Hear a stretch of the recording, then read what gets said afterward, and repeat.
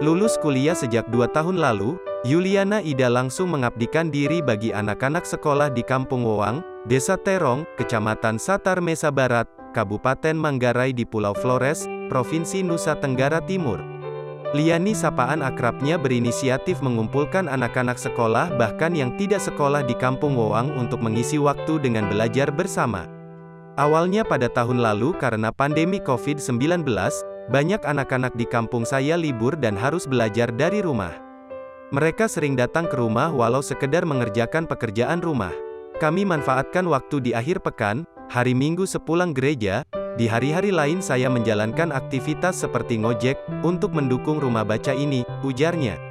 Masih banyak yang kurang sih, untuk media belajar seperti buku bacaan, kursi dan papan tulis, kita jalani saja, kami juga kendala di jaringan.